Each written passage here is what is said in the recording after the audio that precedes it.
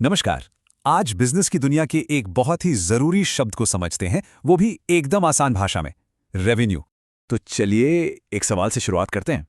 भाई किसी भी बिजनेस का वो सबसे जरूरी नंबर, वो एक नंबर कौन सा होता है? सोचने वाली बात है ना?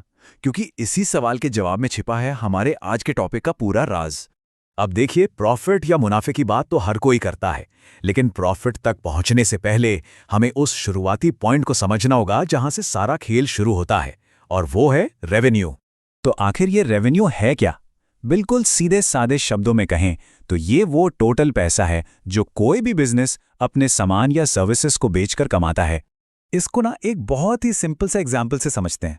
मान लीजिए एक मार्कर 20 रुपए में बेचा गया, तो वो जो 20 रुपए मिले ना, बस वही उस एक बिक्री का रेवेन्यू है। सिंपल, इससे ज्यादा कुछ नहीं। बिक्री से जो भी कुल पैसा आया वो रेवेन्यू है। और अब आते हैं उस सबसे बड़े कंफ्यूजन पर जहां अक्सर लोग अटक जाते हैं। रेवेन्यू और प्रॉफिट में फर्क क्या है? इसी को कहते हैं टॉप लाइन और बॉटम लाइन का खेल। चलिए अपने मार्कर वाले उदाहरण पर वापस चलते हैं। मार्कर बेचा 20 रुपए में। ये जो 20 रुपए हाथ में आए, यही है रेवेन्यू, यानी कि हमारी टॉप लाइन। लेकिन एक मिनट, उस मार्कर को बनाने में 15 रुपए लगे भी तो थे। ये हो गई उसकी लागत, मतलब खर्च। तो 20 रुपए के रेवेन्यू में से 15 रुपए का खर्च निकाल दिया, और जो 5 रुपए हाथ में बचे, बस वही है असली मुनाफा, जिसे हम नेट प्रॉफिट भी कहते हैं। लेकिन इन्हें टॉप लाइन और बॉटम लाइन कहते क्यों हैं? इसकी वजह बहुत सीधी सादी है। देखिए, किसी भी कंपनी का जो इनकम स्टेटमेंट होता है ना, मतलब उसके हिसाब किताब का जो पन्ना होता है, उसमें रेवेन्यू हमेशा सबसे ऊपर लिखा जाता है, मतलब टॉप पर। और फिर सारे खर्चे वगैरह घटाने के बाद जो प्रॉफिट बचता है वो लिखा जाता है सबसे आखिर में, यानी बॉटम में। तो बस टॉप से कहानी शुरू होती है और बॉटम पर जाकर खत्म। चलिए अब इस कहानी में एक और लेयर जोड़ते हैं। क्या हर तरह की कमाई को एक ही जैसा माना जा सकता है? बिल्कुल नहीं। ये जानना भी बहुत जरूरी है कि पैसा आ कहां से रहा है। रेवेन्यू को ना मोटे तौर पर 2 हिस्सों में बांट सकते हैं। एक होता है ऑपरेटिंग रेवेन्यू, जो बिजनेस के मेन काम से आता है। यह बिजनेस का रोज का काम है, इससे लगातार पैसा आता रहता है। और दूसरा होता है नॉन ऑपरेटिंग रेवेन्यू, जो बिजनेस के मुख्य काम के बाहर की चीजों से आता है। जैसे एक स्टेशनरी कंपनी का मेन काम है मार्कर बेचना, यह हुआ ऑपरेटिंग। लेकिन अगर वही कंपनी अपनी कोई पुरानी बेकार पड़ी मशीन बेच दे, तो वो नॉन ऑपरेटिंग रेवेन्यू कहलाएगा। ये काम रोज रोज तो नहीं होता ना। तो ठीक है, रेवेन्यू समझ लिया, उसके टाइप्स भी जान लिए, पर असली सवाल यह है कि ये टॉप लाइन को समझना इतना जरूरी क्यों है?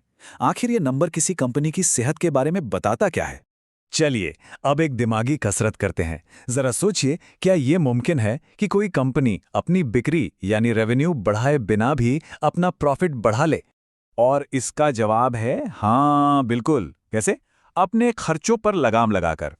जब कोई कंपनी फालतू खर्चों को पहचानती है, उन्हें कम करती है और अपने काम करने के तरीके को बेहतर बनाती है, तो बिक्री उतनी ही रहने पर भी मुनाफा बढ़ जाता है।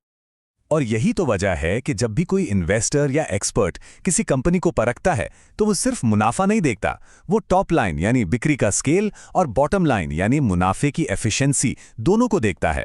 असली कहानी इन्हीं दोनों से मिलकर बनती है।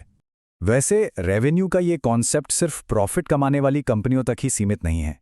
जरा नॉन प्रॉफिट ऑर्गेनाइजेशंस के बारे में सोचिए, जिनका मकसद तो समाज सेवा होता है। उनको भी तो अपना काम चलाने के लिए पैसों की जरूरत पड़ती ही है। उनकी जो इनकम होती है, यानी उनका रेवेन्यू, वो प्रॉफिट के लिए तो नहीं होता, लेकिन उसका हिसाब रखना तो उतना ही जरूरी है।